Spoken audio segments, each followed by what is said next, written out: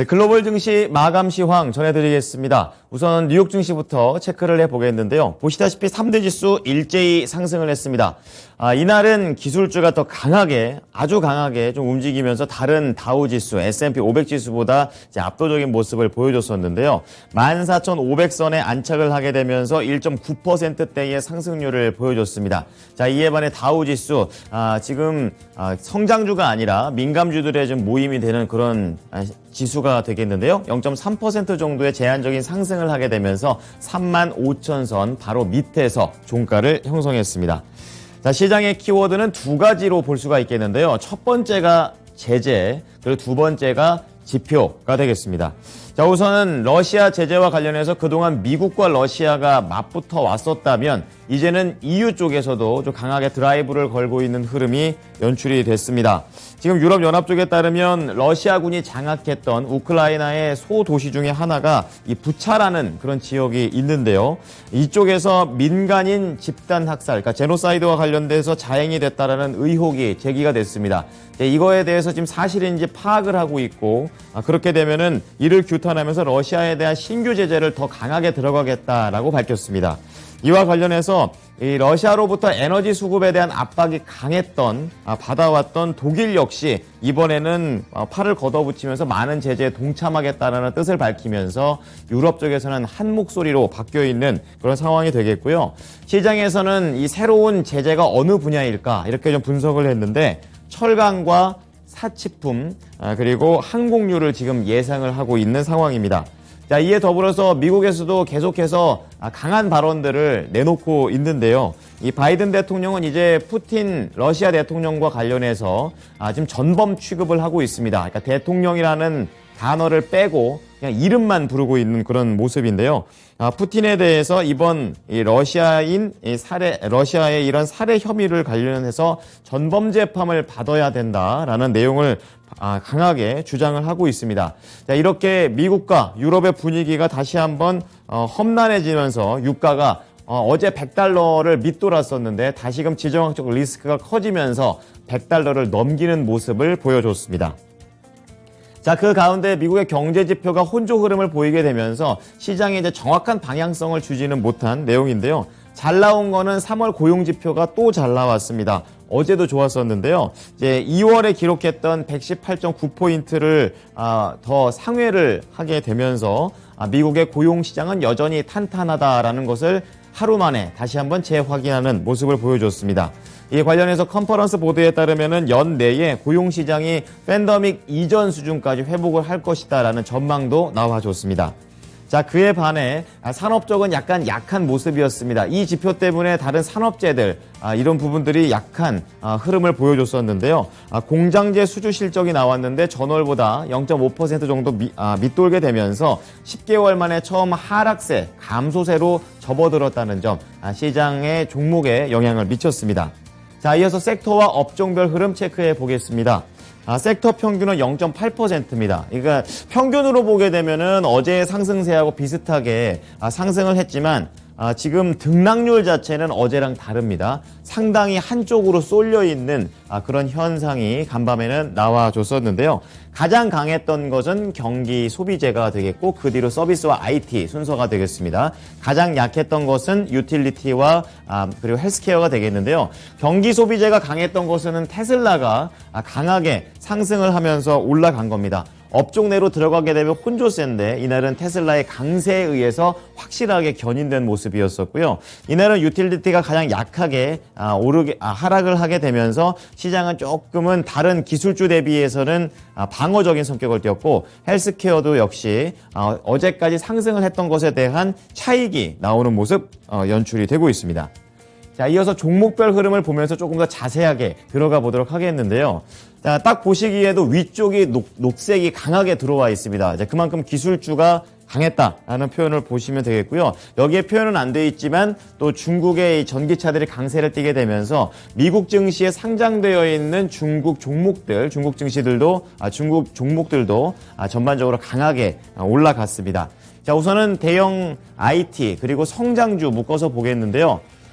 가장 약했던 게 마이크로소프트 정도가 되겠네요. 그래도 1.8%에 가까운 상승세를 보여줬고 나머지 종목들은 그 위로 다 올라가는 흐름이었습니다. 자, 그 중에서도 가장 강했던 것이 테슬라입니다. 5.6% 강하게 튀어 올라갔는데요. 어제 말씀을 드렸던 내용이 오늘까지도 이러한 상승의 지속을 보여주고 있습니다. 1분기 차량 인도 대수가 좋았다는 점, 그리고 독일에 이어서 미국 텍사스에도 지금 가장 큰 공장을 만든다, 이제 오픈을 해서 돌리겠다라는 내용이 이날 또 반영을 하고 있습니다. 5.6%의 강세를 띄었었고, 이날 테슬라 CEO인 일론 머스크 역시 트위터와 관련해서 지분을 매입해서 최대 주주에 올라가게 됐죠. 이렇게 여러 가지 소식들이 테슬라에 모이게 되면서 상승을 했습니다. 트위터 지분과 관련해서는 잠시 후 특징주 때 자세하게 다뤄보겠습니다. 자, 그리고 두 번째로 강했던 게 메타 플랫폼스입니다. 4%대의 강세를 보여주면서 강하게 녹색을 띄었었는데요. 시티그룹에서 중요한 보고서가 나왔습니다. 무려 200페이지에 달하는 대량 보고서가 되겠는데요. 이 메타버스의 생태계가 얼만큼 가치가 있나라는 주제로 보고서가 대량으로 나왔습니다. 지금 시티그룹에서 추산하고 있는 메타버스의 생태계는 적어도 8조, 많게는 13조 달러, 그러니까 우리나라 돈으로 따지면 1경이 넘습니다. 이제 그렇게 되면서 이 1경이 어느 정도가 되냐면 메타 플랫폼스하고 애플의 시가총액을 합한 거의 2배 정도가 됩니다. 이제 그만큼 메타버스에 대한 기대치가 아주 강하다라고 볼 수가 있겠죠. 거기에다가 메타버스에 대한 지금 인프라 자체가 많이 갖춰져 있지 않다. 이제 걸음마라는 단어를 썼습니다. 이제 그렇게 되면서 앞으로 투자에 대한 기대치까지 반영이 됐습니다. 이날 메타버스와 관련해서 플랫폼스는 4%대 강세 흐름을 보였습니다. 자, 그리고 국내 증시하고 연관성이 높은 반도체도 체크해 보겠는데요. 어제 좀 분위기가 안 좋았는데 또 간밤에는 또 대부분 반등에 성공을 하는 흐름이었습니다.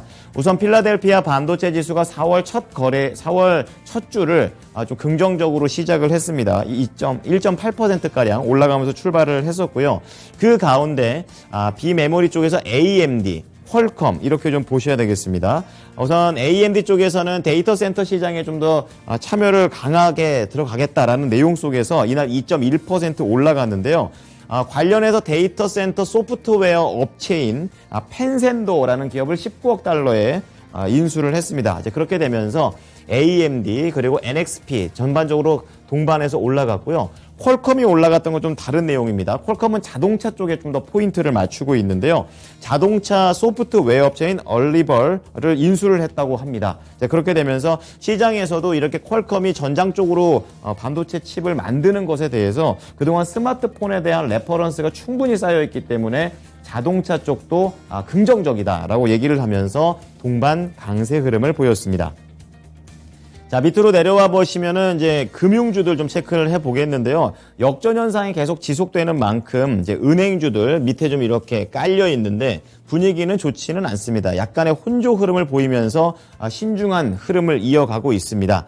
자, 그만큼 경기 침체냐 아니면 지금 단기적으로 아직까지 그 정도는 아니다라는 것이 엇갈리고 있는 시장의 분위기인데요.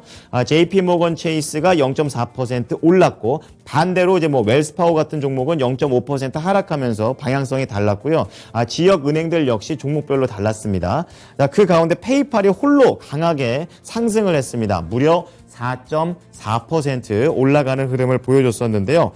투자회사 베어드 쪽에서 이 디지털 지갑과 관련한 설문조사를 벌였었는데 연간 기준으로 이 디지털 지갑과 통합되고 있는 전자 상거래 사이트가 80% 이상 증가를 했다라고 얘기했습니다. 이제 그만큼 암호화폐 시장이 개화가 되고 있다라는 쪽으로 해석이 되게 되면서 페이팔의 중장기 모멘텀으로서 손색이 없다라는 내용이 나왔습니다. 그러면서 올라갔고요. 자, 마지막으로 전쟁과 관련된 종목도 좀 체크를 해보겠습니다. 제재의 움직임이 계속 강화되고 있는 가운데 약세 또는 혼조 흐름 다 엇갈리는 내용이 나오고 있습니다. 대표적으로 이 밑에 있는 항공주들 지금 델타 항공은 0.2% 오르고 그리고 유나이티드 에어라인은 0.5% 하락하면서 방향성이 애매했고요. 여행 쪽에서는 그나마 0.3%대로 선방 그리고 여객선 쪽에서는 1.5% 밀리면서 지금 배와 관련된 종목들은 약간의 약세 흐름을 보여줬습니다. 그리고 숙박과 관련해서는 리조트 라스베가스 샌즈가 1% 그리고 윈 리조트가 1.5% 오르게 되면서 전반적으로 숙박 쪽에서는 긍정적인 흐름을 보였습니다.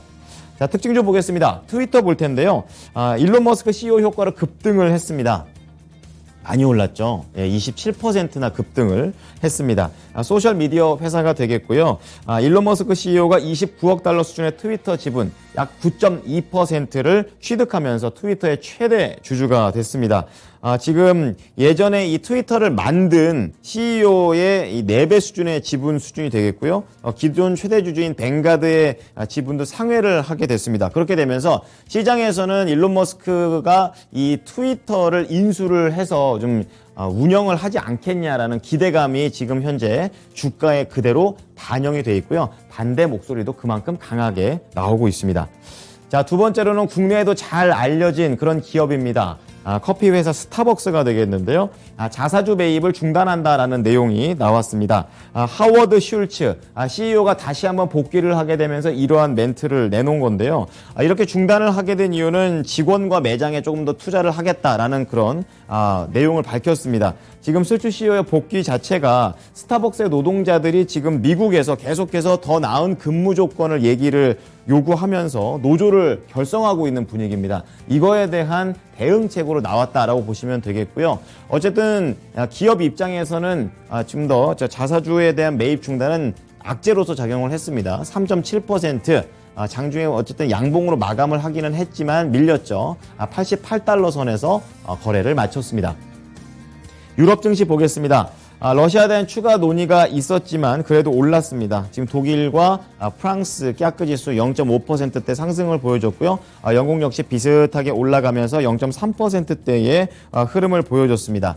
시장에서는 이번 제재와 관련해서는 크게 좀 타격이 없을 것이다라는 분석들이 많은데요. 워낙에 제재를 지금 많이 하고 있고 제재에 대한 이런 분위기가 이제는 막 급락으로 가기에는 시장이 많이 적응을 했다라는 평가입니다.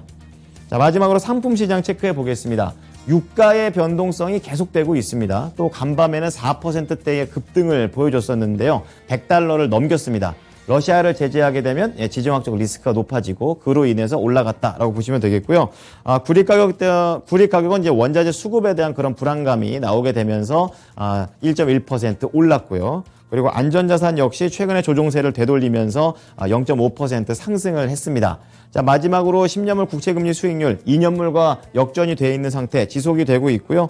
지금 FOMC 의사록을 앞둔 상황에서 0.9bp 상승하면서 거래를 마쳤습니다. 자, 이어서 미국 연결해 보겠습니다. SH인베스트먼트 김선영 연구원입니다. 연구원님, 안녕하세요. 예, 안녕하십니까. 네. 자, 기술주가 강했습니다. 뉴욕 증시 일제히 오르면서 거래를 마쳤는데요. 어떤 내용이 있었습니까? 예, 대형 IT 기업들의 주가 반등에 힘입어 오늘 뉴욕 증시는 3대 지수가 모두 상승 마감됐고 특히 나스닥은 1.9%가 상승하면서 두드러진 모습을 보였습니다.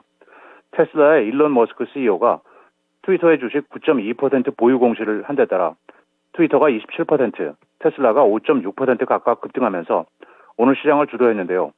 증권거래위원회의 공시에 따르면 머스크 CEO는 트위터 지분 9.2%를 소유해 최대 주주가 됐으며 특히 그가 투자한 규모는 1,000억 달러가 넘는 그의 자산 평가액의 1%에도 못 미치는 수준이어서 추가 지분 확보를 통해 언제든지 경영권을 확보할 수도 있다는 상황이란 분석인데요. 반면 그가 보유한 지분 9.2%는 수동적인 지분이라고 불리는 지분율로 통상 10%를 넘겨야 경영에 적극적으로 참여할 것이라는 평가를 받고 있습니다. 한편 오늘 발표된 경제지표가 긍정적인 결과를 보인 점도 호재였습니다. 상무부에 따르면 지난 2월 미국 공장재 수주가 전달 대비 0.5%가 감소해 10개월 만에 감소세로 반전됐지만 당초 0.6% 감소였던 시장 예상보다는 상회했고 컨퍼런스 보드가 발표한 3월 고용 추세 지수는 120.56을 기록하면서 전달에 118.9보다 상승하며 미국의 탄탄한 고용 환경을 다시 한번 확인했다는 평가입니다. 미국의 국채 시장이 1973년 이후 최악의 분기를 보냈지만 국채에 대한 매수세는 여전히 멈추지 않을 것이라고 마켓워치가 보도하고 있습니다.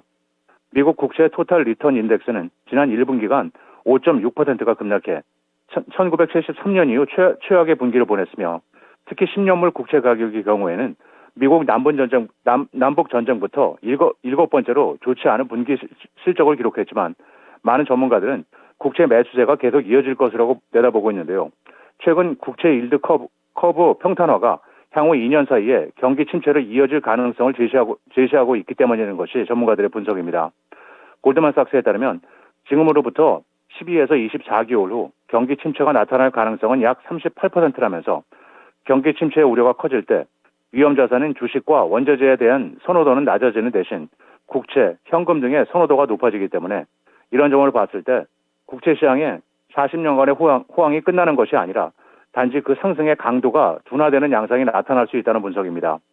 또 다른 증권사 FHN 파이낸셜은 역사적으로 이전 분기 성적이 좋지 않다면 다음 분기 성적은 상당히 좋은 모습을 보였다면서 채권이 원자재와 주식과 다른 점은 가격이 영원히 내리막을 걷지 않는다는 것이라며 고객들이 지난 1분기 좋지 않은 채권 시장을 겪은 후 이례적인 수준의 현금을 보유 중이라면서 채권 수요가 소폭 감소할 수는 있지만 공격적인 매도세가 나타날 가능성은 적다며 또한 기관과 연금, 보험사들의 포트폴리오 매니저들이 벤치마크 지수에 맞춰야 한다는 압박을 받고 있기 때문에 장기간에 걸쳐 현금을 너무 많이 보유하고 있을 수만은 없는 상황이라고 덧붙였습니다. 신용평가사 스탠다드&포어스가 우크라이나 전쟁에 따른 압박 가중으로 인해 세계 경제 성장률 전망을 하향 조정했습니다.